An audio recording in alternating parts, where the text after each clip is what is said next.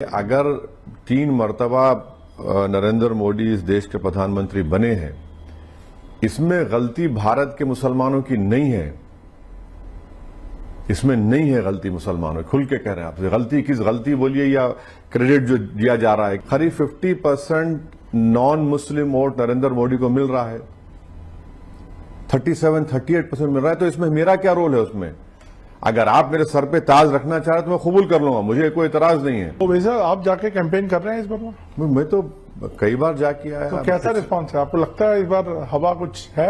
नहीं, हमारा अच्छा रिस्पांस है, अच्छा कैंडिडेट्स भी हम लोग दिए हैं और अच्छे देना चाह रहे हैं, तो अब मेहनत करना है। तो पीके फैक्टर आपको लगता है कि कहीं वहां पे काम कर रहा है? नहीं, अब ये हर एक को इख्तियार है इलेक्शन लड़ने आप का। तो आप ही कर इतना मुझे अपना फैक्टर नजर आता है ना, तो अब दूसरों का फैक्टर नजर आ दिया, मुझे नहीं आता। नहीं तो वो लड़ेंगे, उनका लड़ना है, हमको अपनी पार्टी कैंडिडेट्स को कामयाब करना है। हर पार्टी इलेक्शन लड़ेगी, तो एक्सक्लूसिवली ये है बोलना तो सही लेकिन है। आप थोड़ा इससे नाराज हैं कि आपको महागठबंधन ने इस बार इतना ज्यादा अपने साथ? नहीं, नाराजगी का सवाल नहीं है। वो अपनी पार्टी का स्ट्रेटेजी तय करेंगे, हम अपनी पार्टी का तय करेंगे।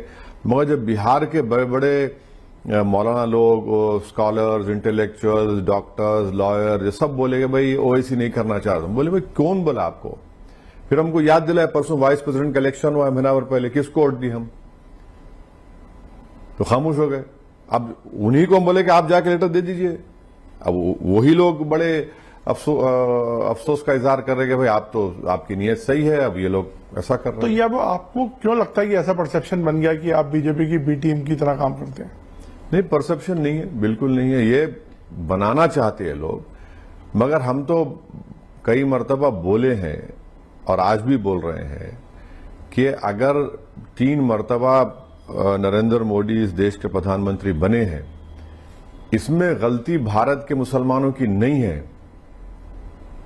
इसमें नहीं है गलती मुसलमानों, खुल के कह रहे हैं आपसे। गलती किस गलती बोलिए या क्रेडिट जो दिया जा रहा है कि भाई, अरे भाई आप ये देखिए कि पोल्ड वोट्स में से करीब 50% non Muslim vote Narendra Modi को मिल रहा है, 38% मिल रहा है। तो इसमें मेरा क्या रोल है उसमें? अगर आप मेरे सर पे ताज रखना चाहे तो मैं कबूल कर लूंगा, मुझे कोई इतराज नहीं है। अगर आप समझ रहे हैं कि हर चीज में ओवैसी को लाने से मरज का इलाज हो जाएगा, तो मुझे कोई उसकी परेशानी नहीं है। मगर इंट्रोस्पेक्शन तो करिए, जो उर्दू में बोलते हैं कि मुहासबा करिए, कि देखिए गिरेबान में झांक कर देखिए आप में कितनी कमजोरी है, आखिर क्या हो रहा है, कैसे हो रहा है। तो ये अब उनको नहीं करना चाह रहे, अब हमको क्रेडिट देना चाह रहे, तो मुझे तो मैं इस इंटरव्यू का एक फायदा उठाता हूं, ये कि मैं पूछता हूं आपकी संबंध कैसे हैं बीजेपी के साथ, लीडरशिप के साथ, टॉप लीडरशिप के साथ? बीजेपी जैसे पार्टी से कोई संबंध नहीं है। बट मोदी और अमित शाह नहीं, कोई नहीं है। देखिए, जब ऑपरेशन सिंदूर होने से पहले हम तो एक ट्वीट किए थे, स्टेटमेंट रिलीज किए कि हमको क्यों नहीं बोले ऑल पार्टी मीटिंग में आप। तो मैंने ऑन रिकॉर्ड कहा था कि आए थे ऑल पार्टी। होम मिनिस्टर मुझे फोन करके कहा कि आप आइए, मैं गया और उसमें उनके सामने हम बात किए, बोले। तो एक गवर्नमेंट में है वो, तो उनसे हम, जैसा गिरिराज सिंह से हम जाकर मिले, मालेगांव के पावर लूम्स के बारे में उनके इश्यूज थे। अब जैसा हम उनके साथ मिले, 1 घंटा बात की गिरिराज सिंह हमसे, पूरे डेलीगेशन से। मुफ्ती साहब, इस्माइल साहब हमारे एमएलए है, हमारे दोस्त लोग चला दिए, देखिए ओवैसी खड़ा हुआ गिरिराज सिंह। अरे भाई मंत्री है ना, मैं नहीं जाऊं उनके पास। टेक्सटाइल, आपको लगता है नैरो थिंकिंग है जो ऐसा? नहीं, नैरो थिंकिंग उनकी हो सकती है, मगर मैं पॉलिटिकली अपोज कर रहा हूं आपको, मगर आप सरकार में है, मुझे काम करवाना है पावर लूम के बारे में।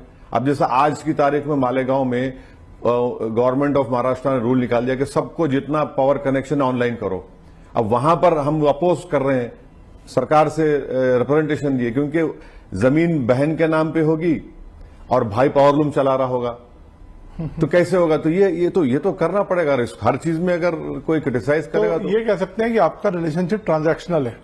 नहीं, ट्रांजैक्शनल नहीं है, इसको ट्रांजैक्शनल बोलना भी गलत होगा। भाई वो पावर में है।